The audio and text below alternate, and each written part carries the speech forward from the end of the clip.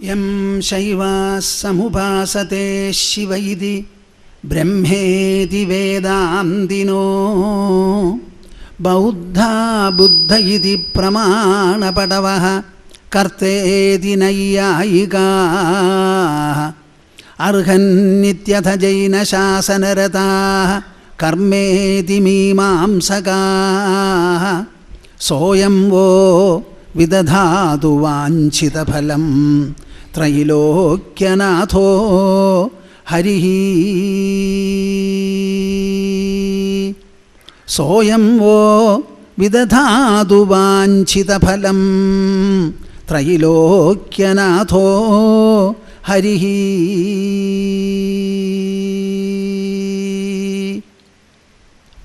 Madhya Hridaya Kashe Sadanandamayo Guruhu Udetu Satatam Samyak Ajnanatimidarunaha Harihi Om, Harihi Om, Harihi.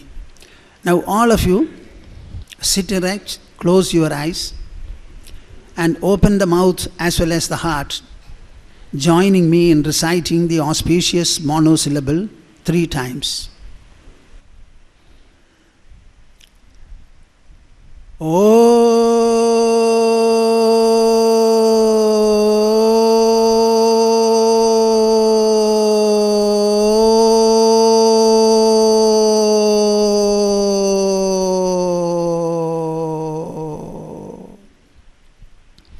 Not sufficient participation. What prevents you from joining, making use of your own voice? It gives you greater breath control, a pranayamic effect. It activates your brain as well as the hearts.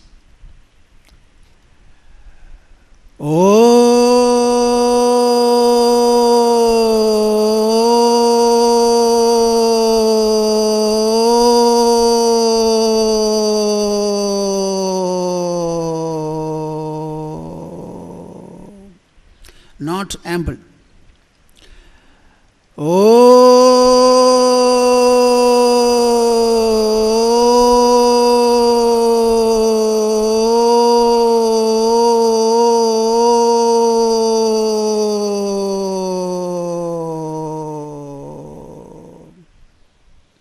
Harihi Om Tats Jai Guru. We are continuing to discuss the same subject, personal fulfillment and professional excellence. There are 2 important words used in this caption. One is fulfillment, another is excellence. I think yesterday we discussed the subject in sufficient measure to make everyone understand that whether it is a note of fulfillment or a feature called excellence, both of them ultimately inhere in the human individual in his personality. The individual is the constituent of the entire universal society of humans. Whenever we refer to the peoples of the world, all of them are constituted by individuals. This is something that you should understand. Everyone should understand it. As I mentioned yesterday, it is worth repeating. Individuals put together make a family. Families put together make a society or a social group. So many such groups collected become either a state and then further a nation and a globe. So that individual constituent is something very important. Let us pin it down further. In what part of the individual will possibly excellence on the one hand and fulfillment on the other inhere or abide?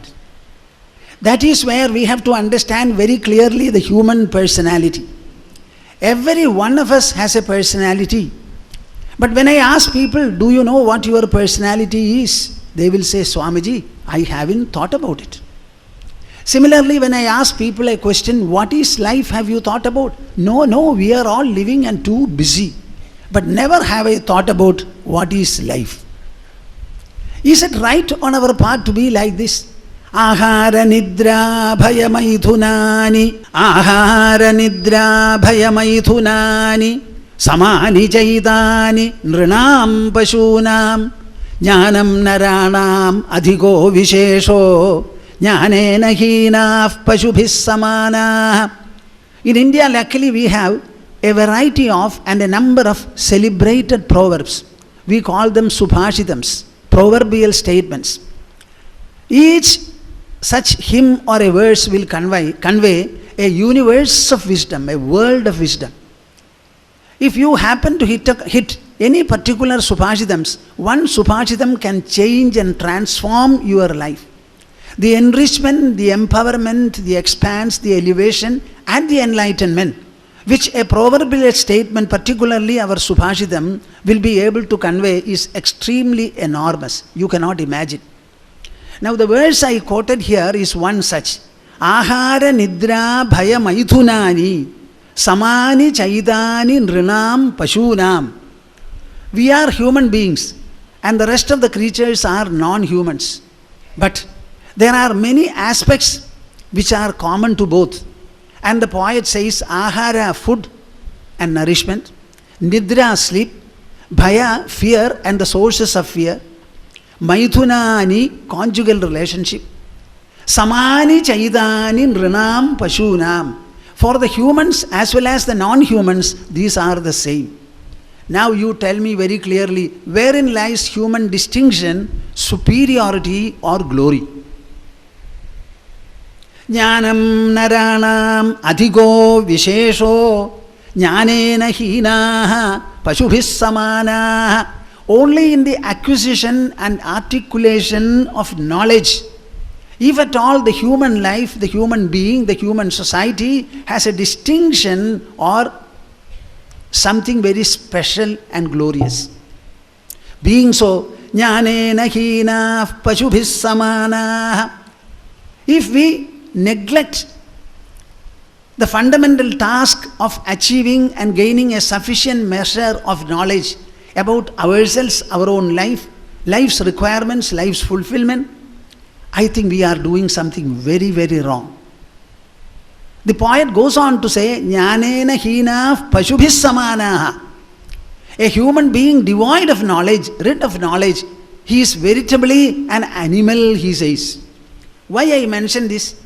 As a human being, we are supposed to think about what I am, what is my life, what is the objective of life, what is meant by fulfillment, how shall I get it, what is the source for fulfillment, what is the means of attaining it. Clearly we have to understand.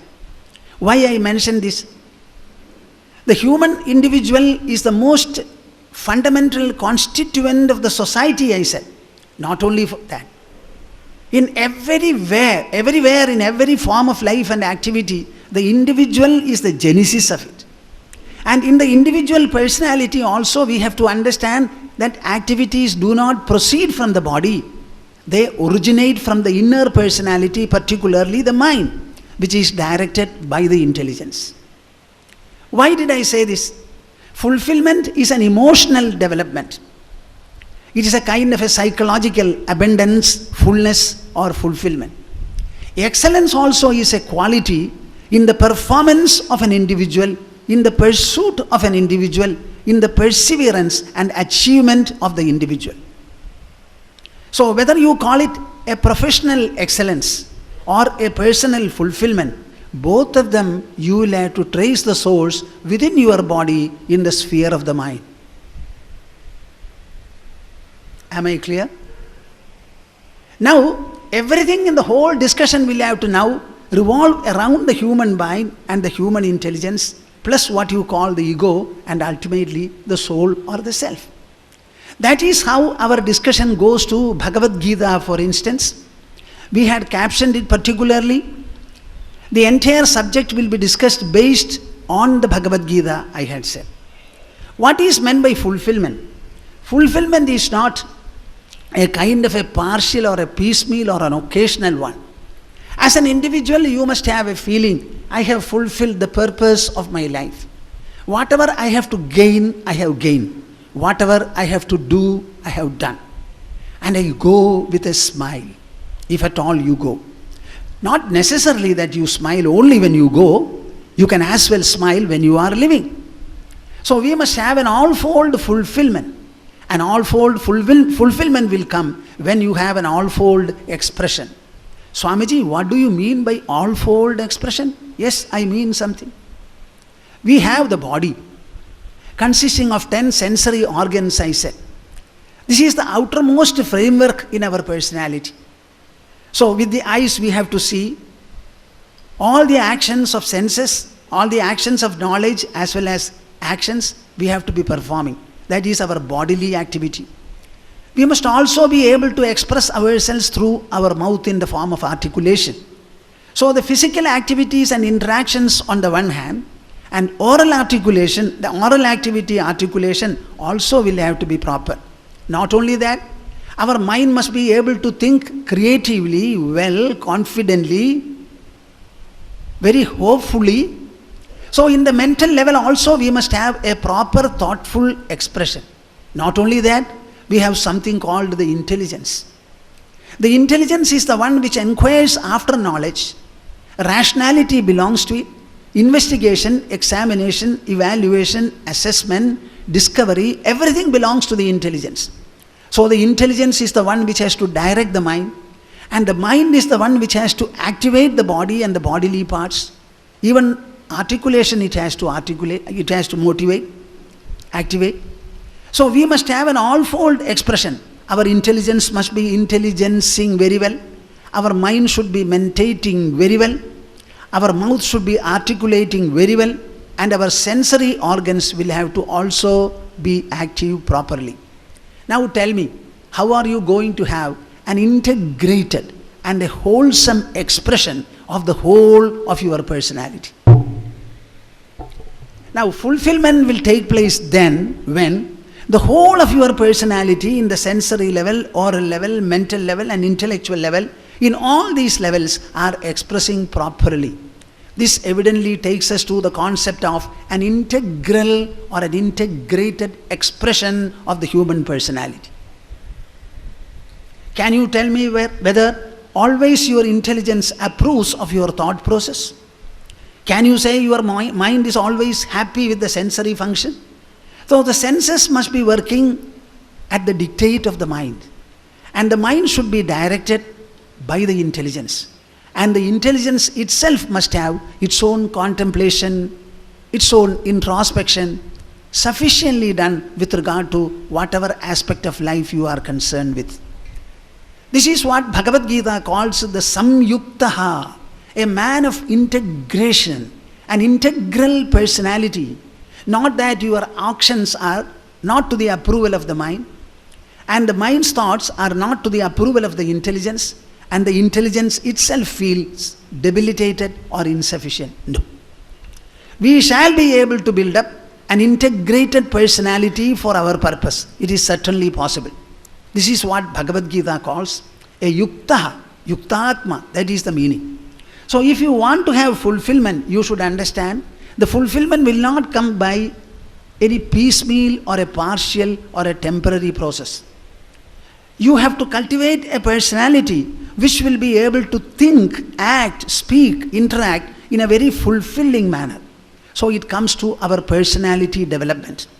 In the personality development, how many aspects are there? We have a body. You know very well the body survives on food and nourishment. So you have to take nourishing food. Swamiji, is it sufficient? We are all eating well? No, not sufficient. You have to take exercises also. Targeted exercises will have to be taken to see that all the different parts and limbs of the body are sufficiently active. I don't know whether you will be interested to know. Today I spend about an hour in the morning taking targeted ground and other exercises. Alternate days I walk very briskly, about 20 minutes or so in our own ashram, going down to the first floor and coming up to the second floor very fast, climbing every time at least 20 or 21 steps. This is my routine. I went to the doctor some years back. I went to him in Trichur. Actually, it was Dr. Ramkumar. I said, I have come to you, my dear doctor, not with a disease to report. I would like to live with health. I am given to skipping and I like skipping also. Even now I like. So some people say, Swamiji, at your age you should not skip. It will make your spinal system collapse.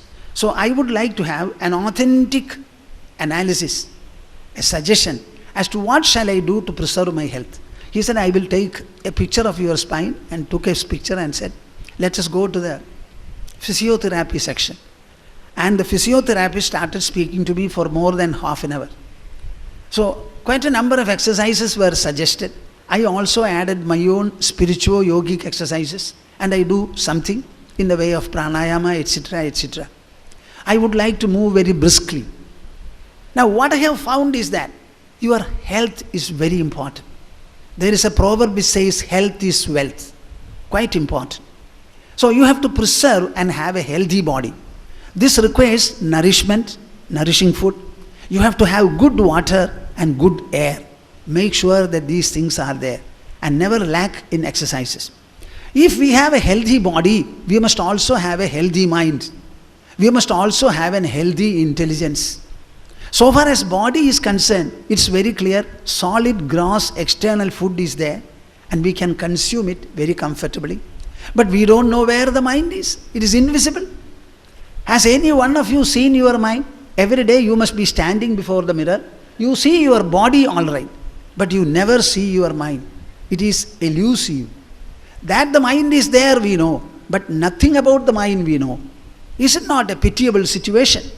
That it is the mind that motivates and activates our body, that causal and the source level we are unable to understand. Is it right on the part of any intelligent individual not to think seriously about the mind? Many people are reporting about grief, disappointment, dispiritedness, inertia, lack of enthusiasm, dejection, disappointment, a sense of defeat, diffidence, and what not. All these are negative qualities which the mind tries to bring about. Is it not possible for us to build up a healthy mind? If a healthy body is possible to be had, a more healthy mind is also equally possible, is what Swami Bhoomananda has to tell every one of you and assure you. I should say I am an expert in mind handling. I call it mind engineering. You should be able to engineer your mind to any given situation. Similarly, we must have a healthy and a perceptive intelligence also. The intelligence must be able to say and understand what is life and what are the implications, what is meant by fulfillment, how to pursue it in a tenacious manner. How shall I achieve in the whole process? You know, one individual interacting with the entire world, and the world is always mysterious, as you know. None of us has created this world. None of us is a master of this world. But out of so many things in this world, as an individual, every one of us also is an individual versus the entire endless world. Tell me, is it ever possible for you to live properly well? I think it requires some education. Now, so far as Bhagavad Gita and similar scriptures are concerned, they have analyzed the human personality and they clearly tell you that this human personality is superior to the entire contents and objects of the world. Am I clear? Huh? No. Yes or no? Bhagavad Gita and such other scriptures have analyzed the human personality for all of you, and they clearly say that the human personality is superior to the world, objects and contents. I am saying this, I have said it perhaps in Malayalam, in several places in Kerala, maybe in English I have not spoken in this kind of a context. But in our ashram, I repeat this point and prove it. And even illiterate people say, Swamiji, you are exposing us to a dimension, an inner dimension. We may not be educated, but we grasp your words, we understand it. It has elevated our own position in this world, they have said. So in the matter of developing a healthy mind and the healthy intelligence, never plead weakness, my dear souls. You can say, Swamiji, we don't know about it. We are ignorant about it. We are deluded about it. That much I can accept. But you cannot say, I am weak, I cannot do it. By the glory of your human birth. What did I say? by the glory of your human birth, your personality is superior to the entire world. You know Sri Rama, a young prince, 16 years old, after having completed his archery lessons, along with that Vedic and Shastric education also, as a very good prince, a very good son, he went to the father and sought his permission and consent and blessing. For what? I would like to take up a pilgrimage in the whole of this subcontinent, he said. So far I have been growing within the boundaries of Ayodhya. And as a prince I have been looked after very well. I don't know anything beyond the palace, beyond the Ayodhya boundaries. I would like to have an exposure. What do you say about Rama's proposition? Dasharatha was very happy. So along with a lot of retinue, Sri Rama went out with a lot of hope, joy, and even a sense of fulfillment. My father has agreed and consented. Now I am going to be exposed to the entire subcontinent. I would like to know for the first time, nobody should know I am the prince. I will wander about like an ordinary person, so that no special regard or esteem will ever be shown or evinced by anyone. So I want to mingle with the people. He went out and had a pilgrimage. But when he came back, alas, it was not the old Rama that left. He became totally dejected, disappointed, despondent, aggrieved. He was extremely melancholic. After coming back, he stopped talking to anybody, seeing even his father.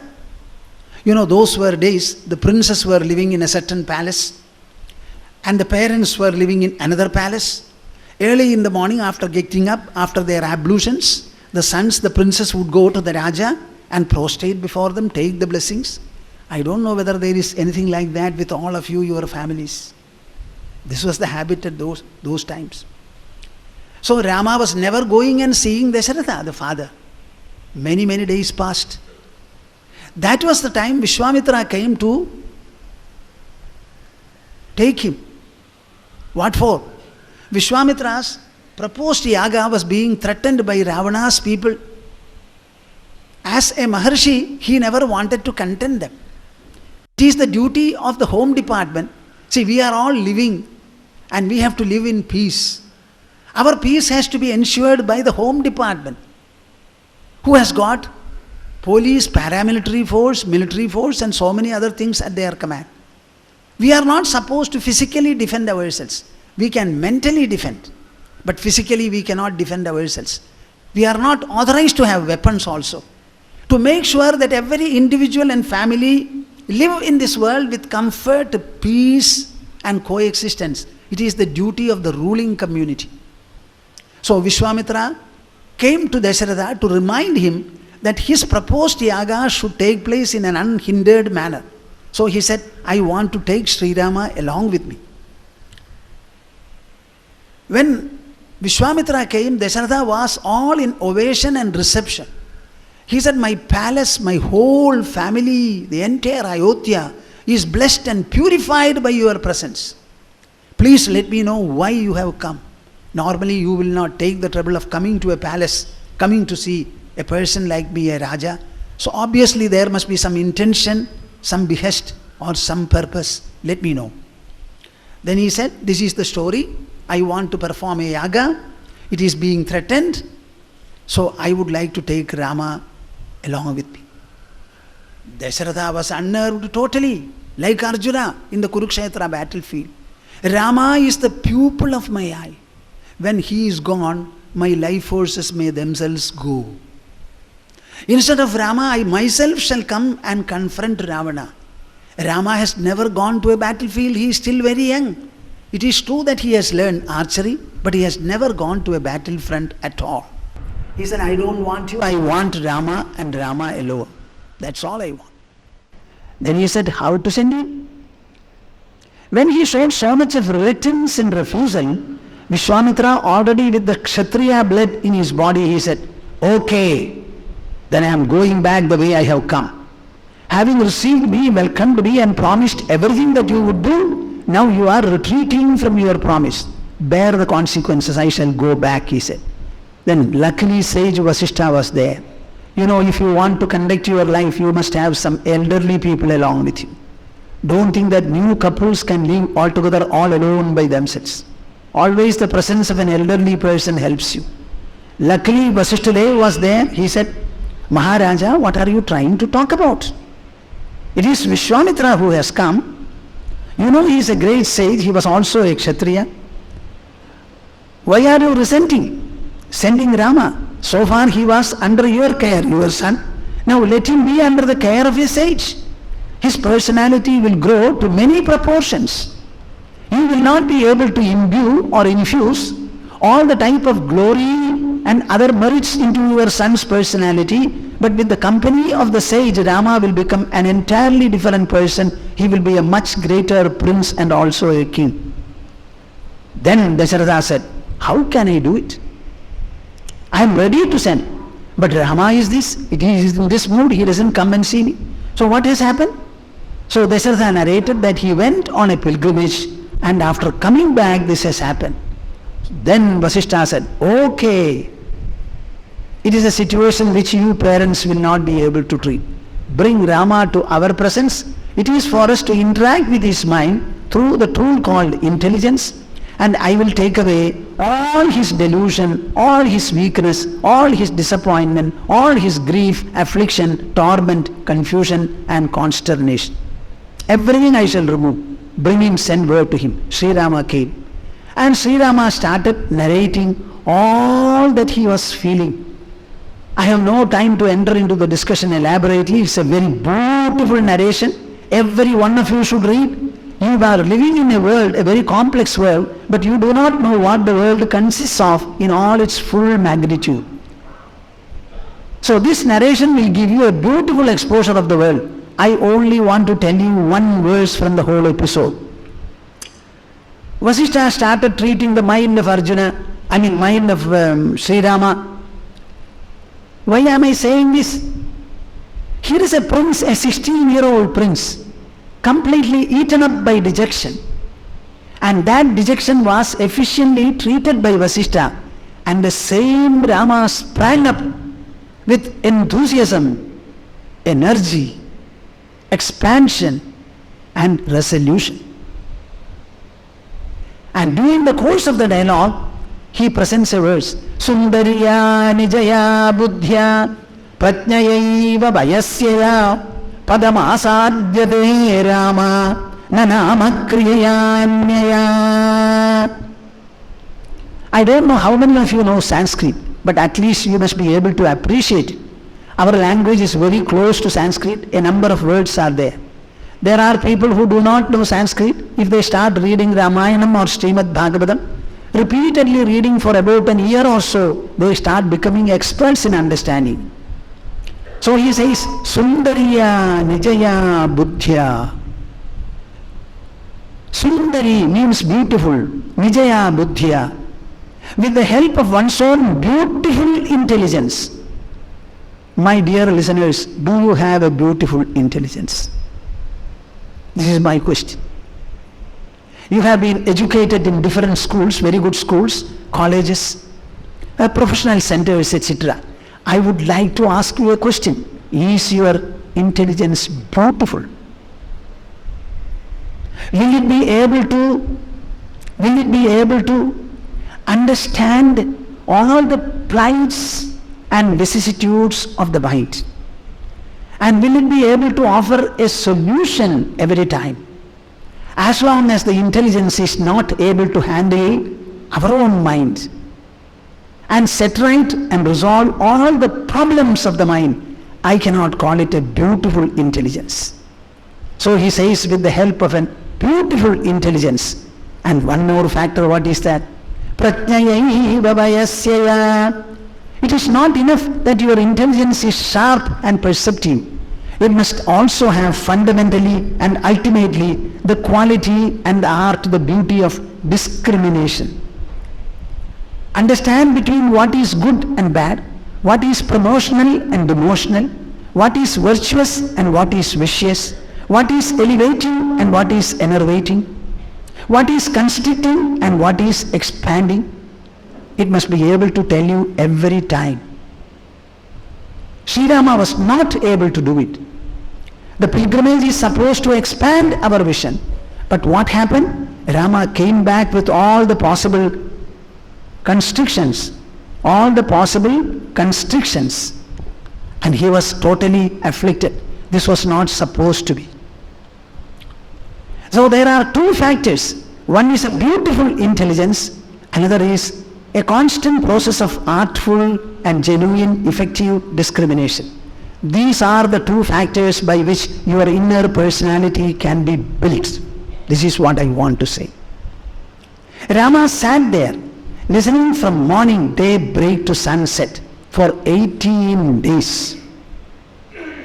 And in the process sometimes, in Vicharasetu, our English magazine, I am writing the Nirvana Prakarana of Yoga Vasishtha Ramayana. There is a book here called Quietude of the Mind. It is a condensed version of the Upashama Prakarana of Yoga Vasishtha Ramayana.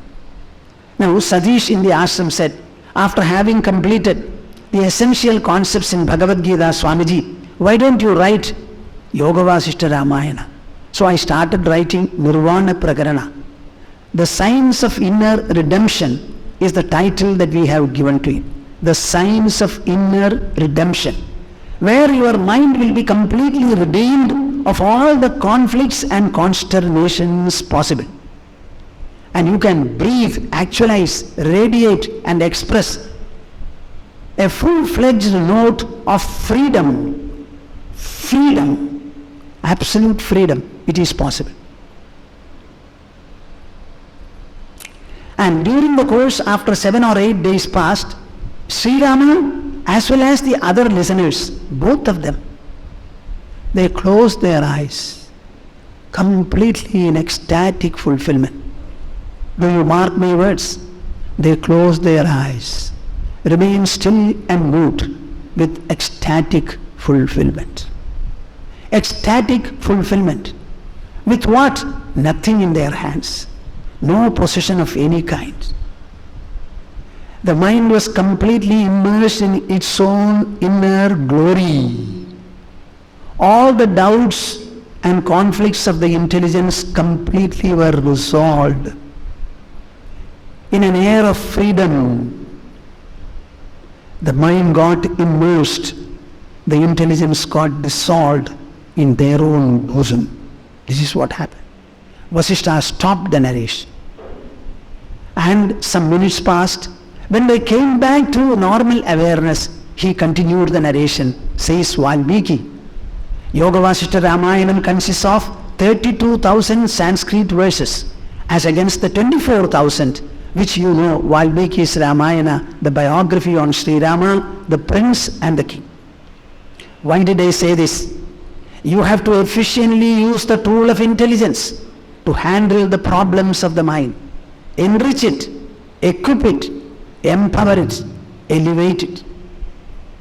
Unless the tool called intelligence is employed, the mind is not going to respond.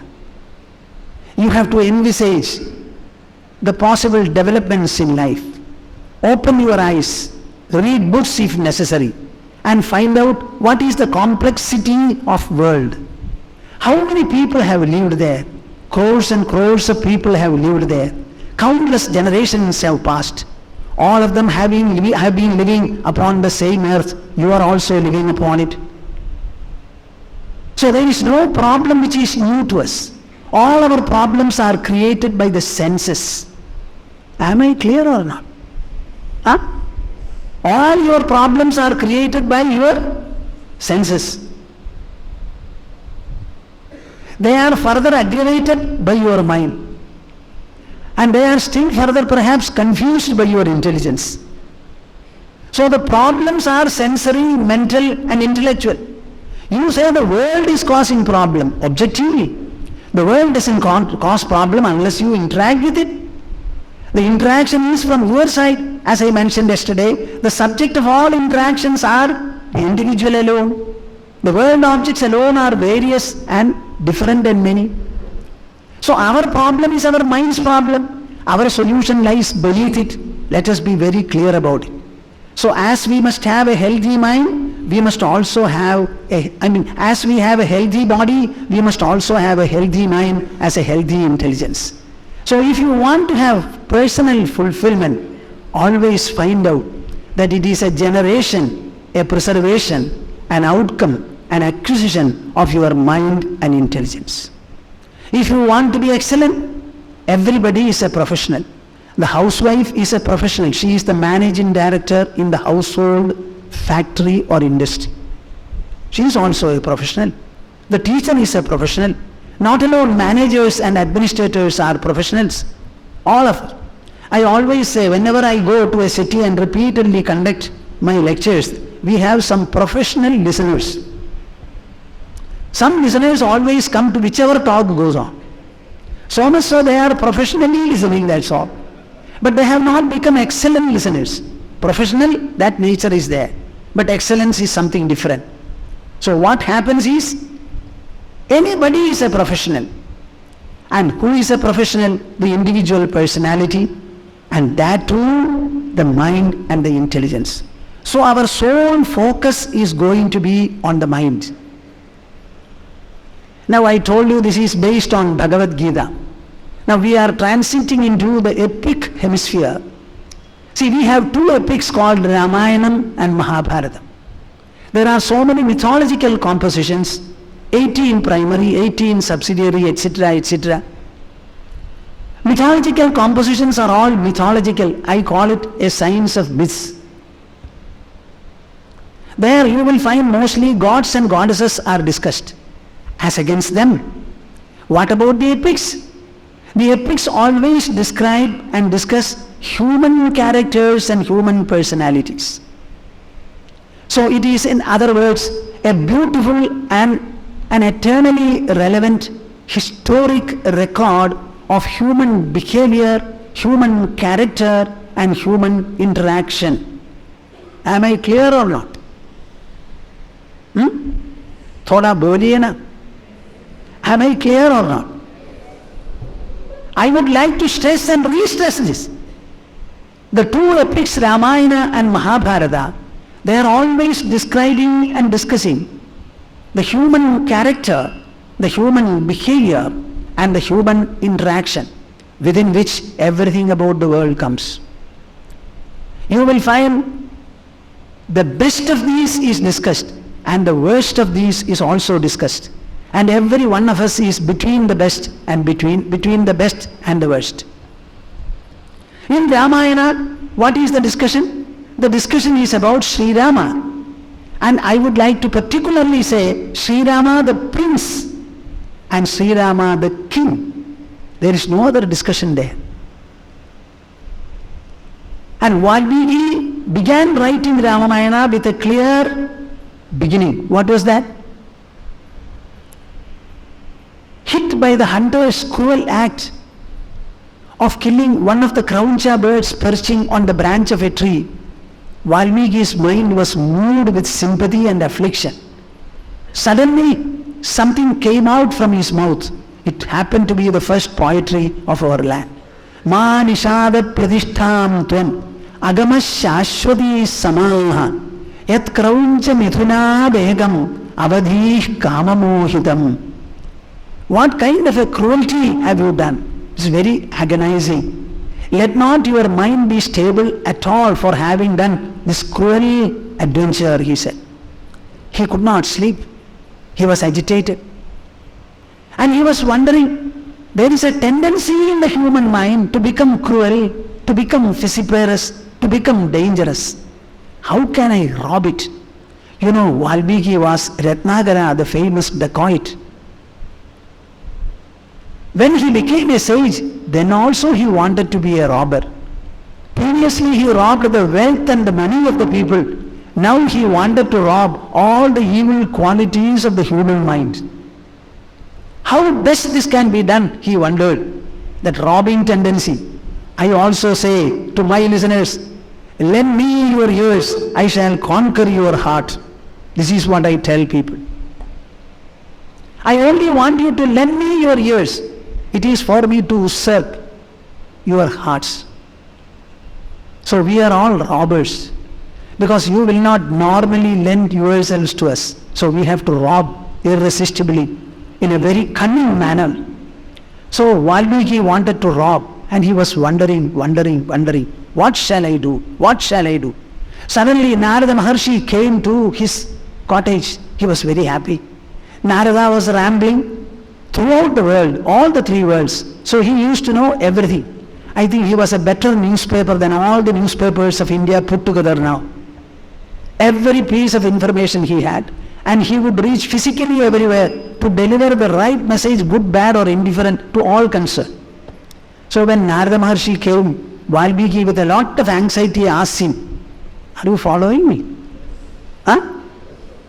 I would like to know, my dear sage, is there anybody living now? Kon huvasmin sampradam loge gunavan yascha viryavan. Is there anybody living now? Don't tell me somebody was living.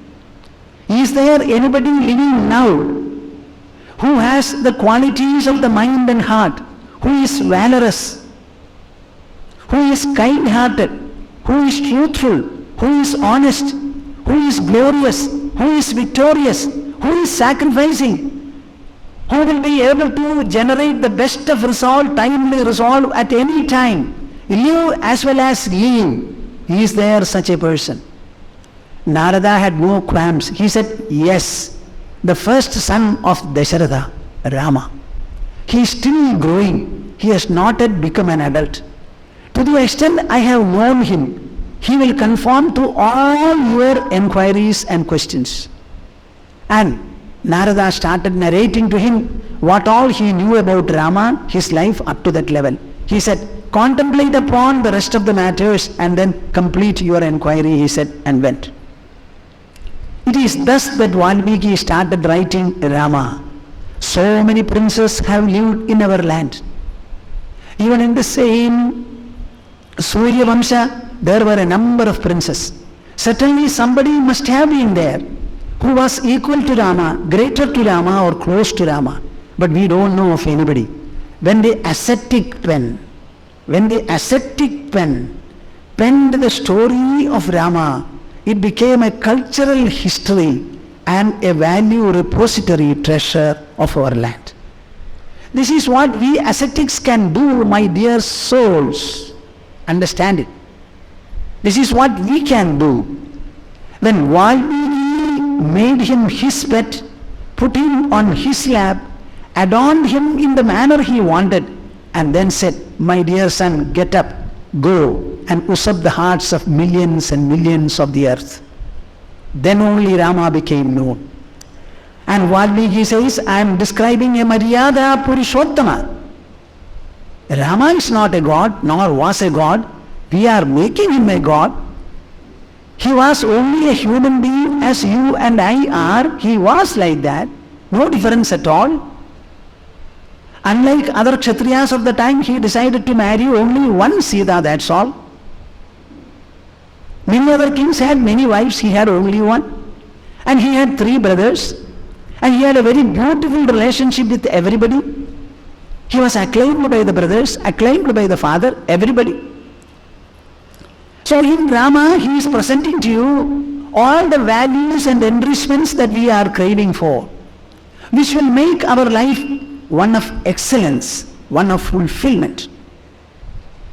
So the entire Ramayana is a story of the human mind's fulfillment, the human personality's excellent performance. To have excellence, you must have an excellent mind. The mind must be able to assimilate all kinds of inputs from the world. Anytime anything thrown by the world, the mind must be able to assimilate. Never say, Swamiji, this is too much, nothing is too much, your mind is too great. I don't want you to assimilate anything physically. I say, today I will give you 4 times your normal food. Eat all of it and digest. I don't say that. I only say mentally assimilate all the inputs that come from the world. Am I clear? No. Yes. See, all the inputs from the world, whatever the world brings, how many inputs will they bring? Sound, touch, smell, taste, etc. Shabda, sparsha, rasa, rupa, gandha. The world may be various, infinite. But, the world may be infinitely various. But when the world comes to us, they have to enter through the 5 senses. And these 5 senses condense the world into 5 items. Shabda, sparsha, rasa, rupa, gandha. So where is the variety gone? Am I clear or not? Huh? What?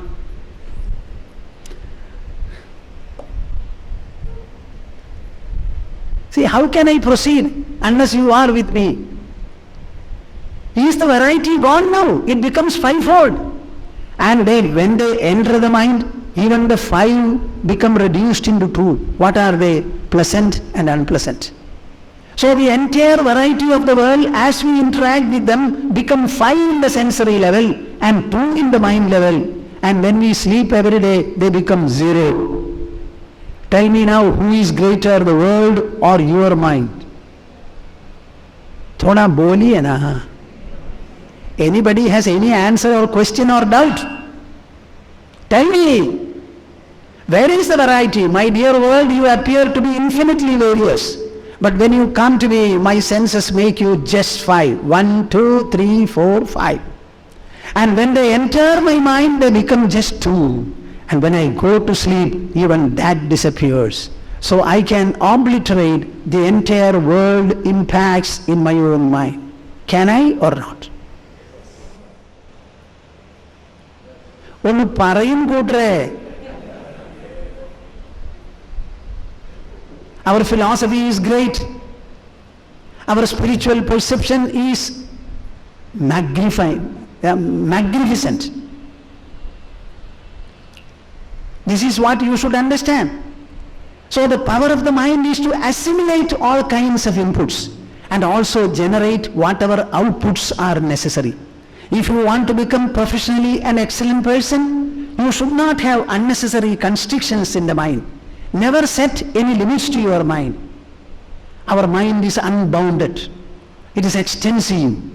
It can grow to any extent. It can dissolve all the inputs of the world. And when they are assimilated, it becomes progressive enrichment. Every day must be a day of additional enrichment, additional fulfillment, additional expansion, additional elevation, and additional enlightenment. Every day. Physically we may lose or gain. Mentally we can only be on the ascendant. Am I clear or not? Huh? In Rama we find this wonderful dimension. I would like to put 3 important items for having fulfillmental life and a professional excellence that you are speaking about. What is that? Characteral elegance, behavioral majesty and sublimity, and interactional excellence. Characteral elegance, behavioral majesty and sublimity, and the third is interactional excellence. Whatever I interact with, I must be able to interact in an excellent manner, not in a substandard manner, not in a depressive manner. My life in this world should be a contribution to the world pool of productivity. What? My life in this world should be a contribution to the world pool of productivity. I am not a family man alone. I may live in my house, but I have got a dimension transcending the family boundaries. As an individual, I belong to my family, but my family itself is a member of the society. The society itself is a section of the globe. So I am at the same time an individual, a family person, a societal person, and a global and a universal person. All these are concentric circles, none of which constricts or confronts the others. This is the type of thinking that you must have. In Rama, Valmiki is portraying to you the excellent character that you can have. Kaikeyi called him. He was waiting for the call of the father on the coronation day. The sun started rising, it went up, no call comes. Suddenly Kaikeyi sent word, he goes there. I am not going to repeat all that happened. Dasharatha was not smiling at him, not even raising his head. He was totally grief-struck. Then Kaikeyi says, what happened, what happened? Then she was describing the miserable plight of Dasharatha. He is victimized by the pratijna he has given. Why say much? I have to tell you your father's needs, father's promise. Rama, you have to leave Ayodhya and live in the forest for 14 years, right today. In your place, my Bharata will be crowned. You know what Rama said? Only this much? Only this much? Kaikeyi was resenting to speak. Then he said, my dear Kaikeyi, whatever you want, immediately I shall offer. Why are you not telling me? Then she said this. You know what Rama said? Before the sunset today, Rama will have left Ayodhya. My dear souls, I want you not to be Ramayana devotees. I want you to be Ramayana followers. By worshipping Ramayana, you allow Rama to remain where he was. And you remain in your own manner. That's not what I want. Everything that Rama did was to be adhered to, followed, implemented, actualized, pursued in your life. How did he generate this kind of a resolution?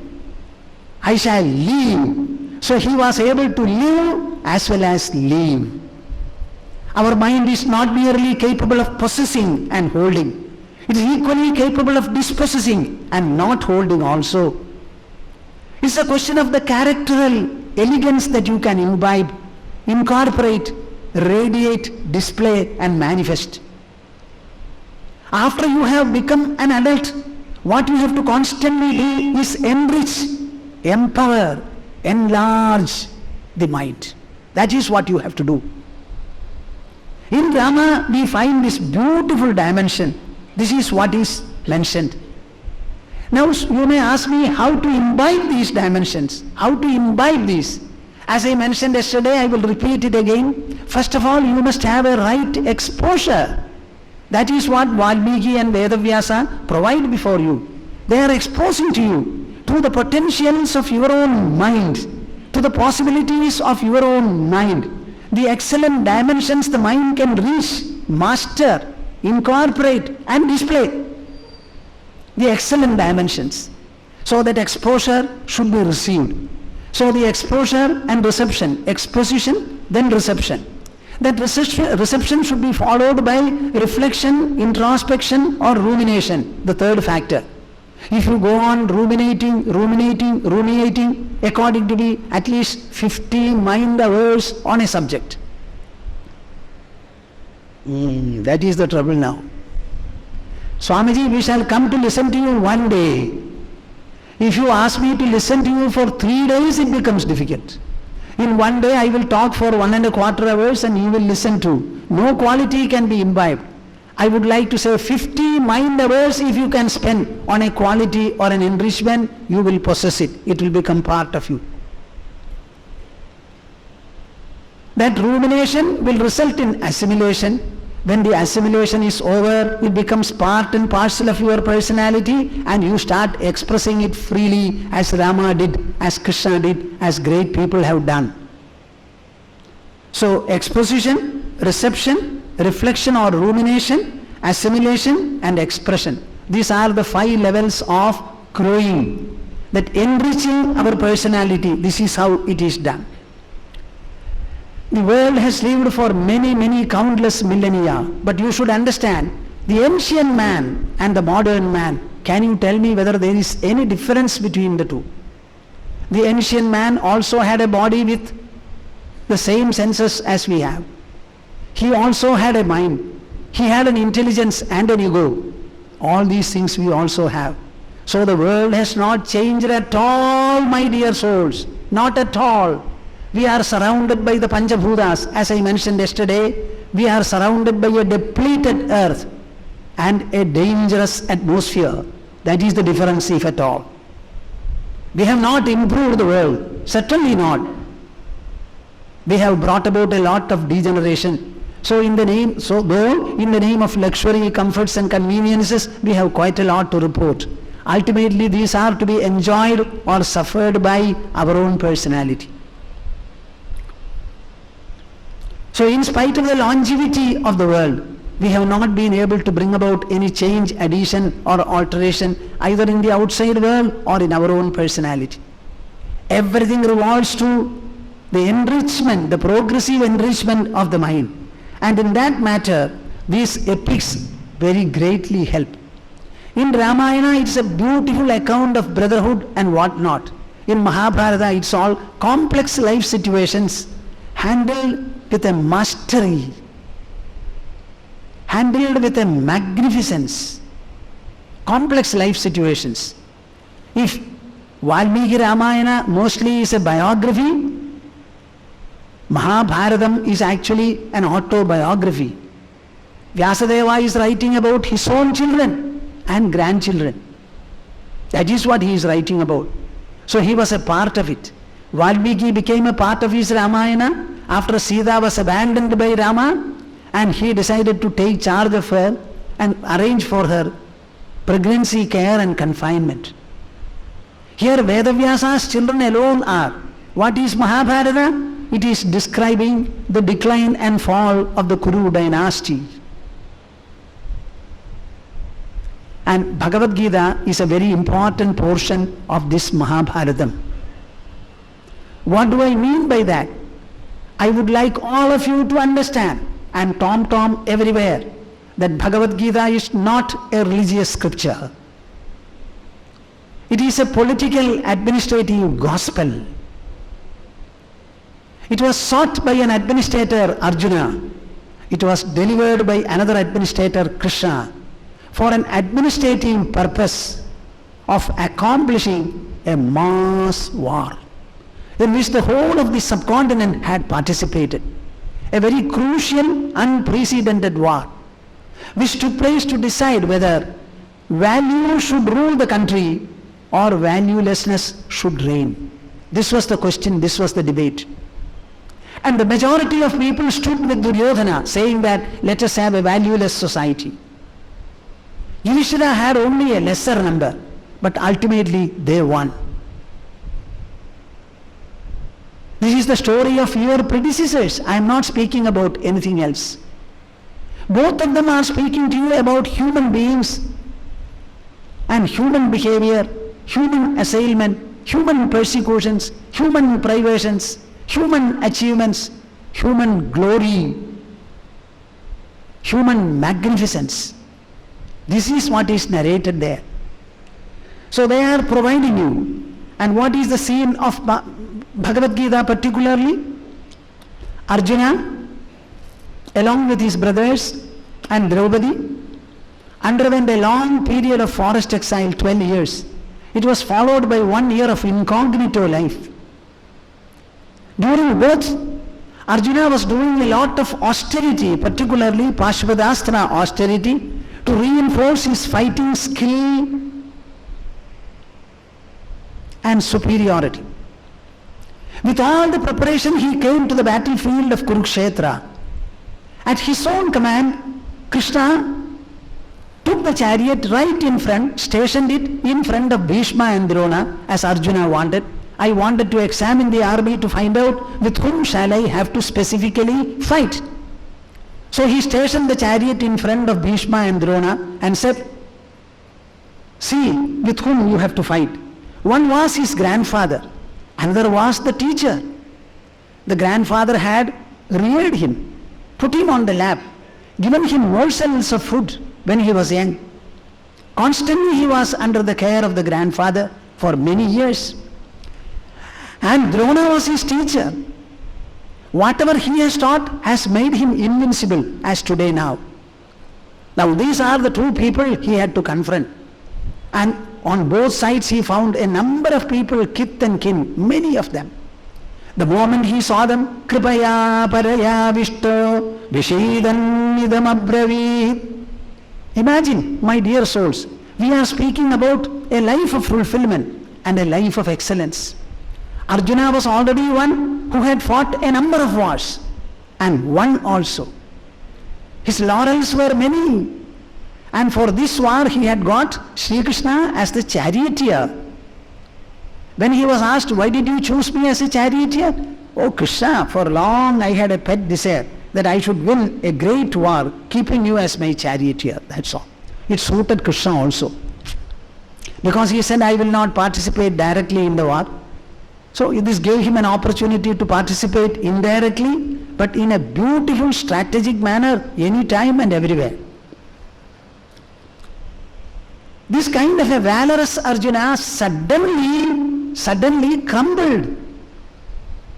Drishtvaemam swajanam Krishna yutsum samubhastidam sidanti mamagatrani mukham cha parishusyati vepatuscha sharire me romaharushascha jayate gandivam sramsade hastad tvachaiva paridahyati. He was lamenting in this manner. My whole body is being scorched, mouth is dry, mind is whirling, the intelligence is telling me not to fight. I am speaking about the subject of professional excellence and a life of fulfillment, mind you. In Arjuna, when the occasion came which he was contemplating for the past 13 years vigorously, when the occasion for him came to display his skill and mastery, right at that time, his mind overcame him. The outer situation overpowered his mind, subdued his mind, and he was enfeebled, unnerved. And Gandiva, which made him powerful, slipped from his hand. He was unable to hold it fast in his fist. This was the plight he was reduced to. Tell me, what should be done? What will you do? When something like this happens to your family member, what will you do? You will go and sit by his side and stroke his back. You will also cry and he will also cry. Is this alone to be done? Can we not do anything better? Try to imbibe that situation in you. Suddenly Krishna looked at him and smilingly he said, Arjuna, kripaya paraya vishto vishidan nidam abravid. Kripaya paraya vishto. You describe your plight as moving sympathy, but I have to tell you it is not at all that. This is a weakness of your heart. This is imbecility. No fighter, no kshatriya should ever give vent to this kind of a weakness or an expression. And Krishna sternly admonished him. I would like you to remember this. Kudastva kashmalamidam vishame samubhasthidam anarya jushtam aswargyam akirtikaram arjuna. Klaibyam masmagamah partha naidatvai upapadyade kshudram hridayadaurbalyam tyatvottishta parandava. I would like you to be imaginative. Don't think that it is Swamiji is narrating some remote instance. No. Swamiji is conveying to you the continuing plight of the human mind. At the same time, the potential and the possibility that are hidden in the same mind, under the same plight. One is the weakness caused by the mind, another is the strength to be delivered by the same mind. Am I clear? Huh? See, Arjuna reports a miserable plight, and Krishna says what?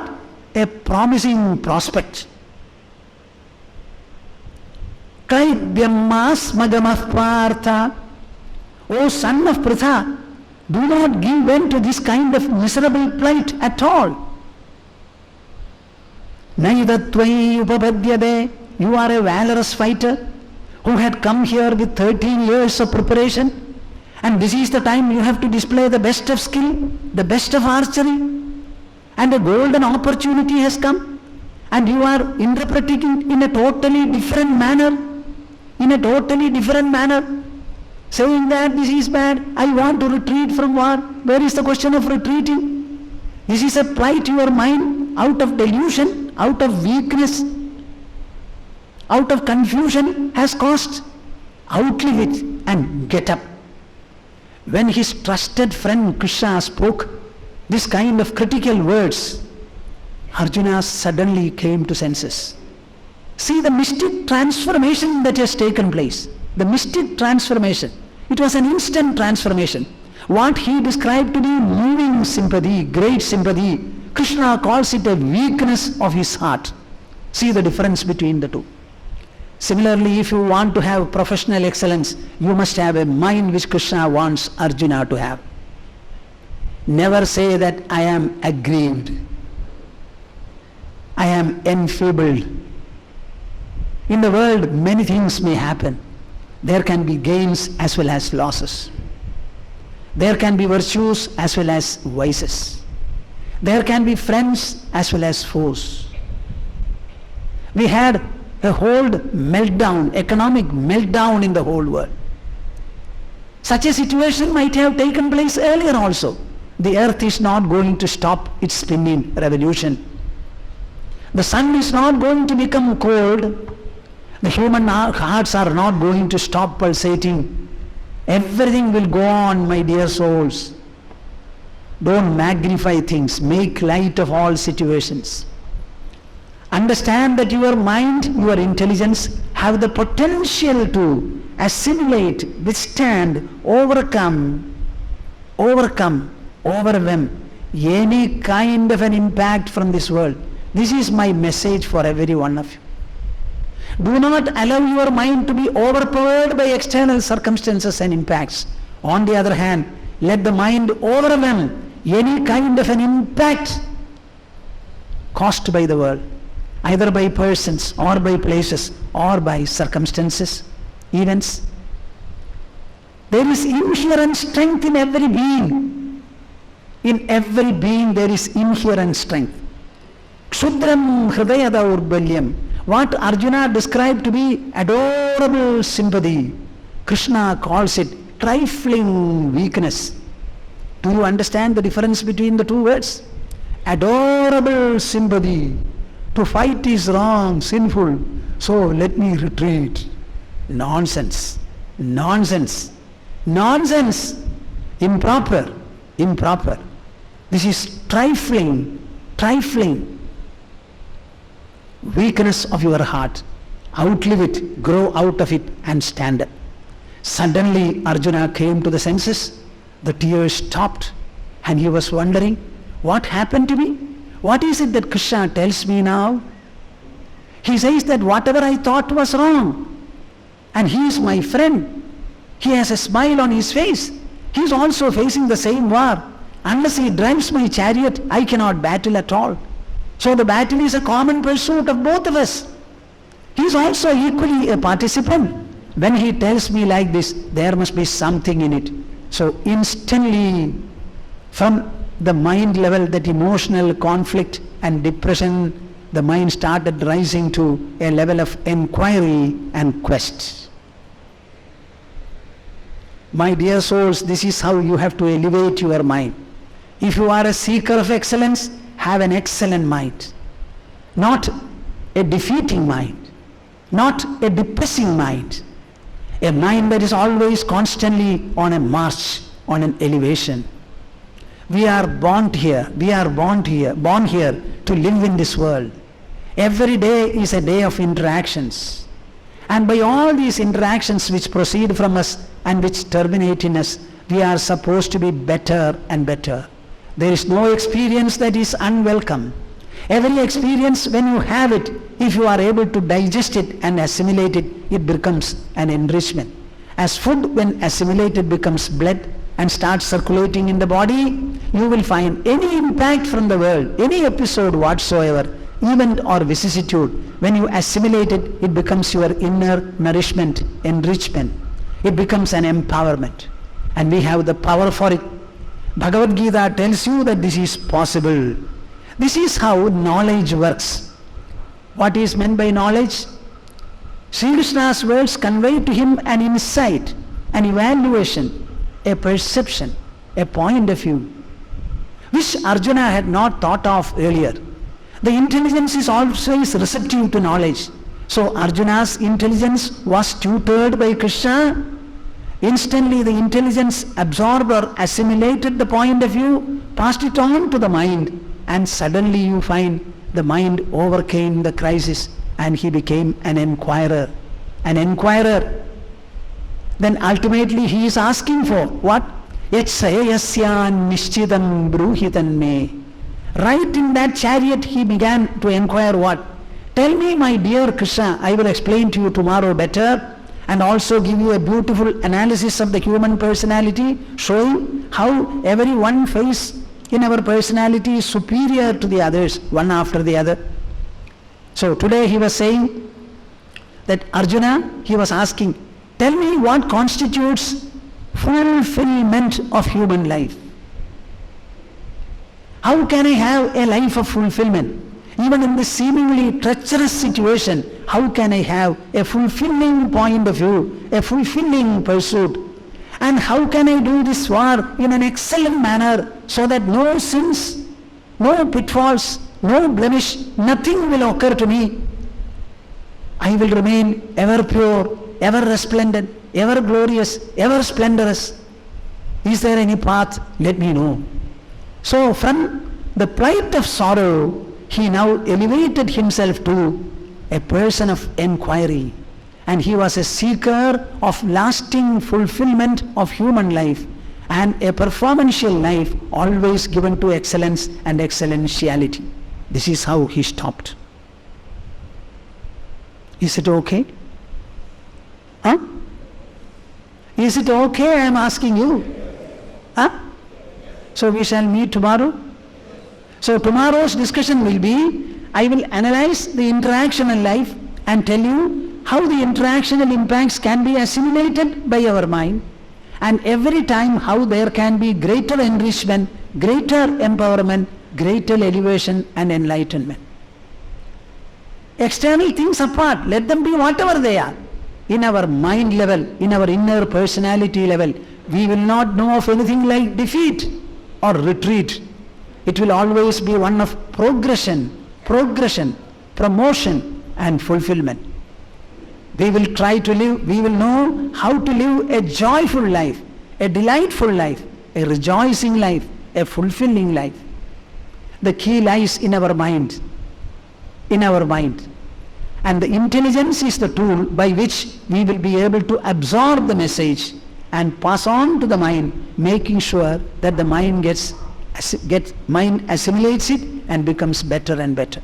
Samvedya varjidamanuttamamegamadhyam sangitpadam vigalanam kalayan madhatman hriddeva tishtha kalanarehitah kriyantum kuruvan akartripadamethya samodidasri kuruvan akartripadamethya samodidasri. Harihi Om. Harihi Om. All of you sit erect with eyes closed, mouth and heart open. Let us recite Om once. My intention is that your whole personality should be activated, animated, energized and spiritualized. Not only that, with such a spiritualizing and spiritualized sound, you must be able to send out a radiation which will be able to enfold a boundless area in the world.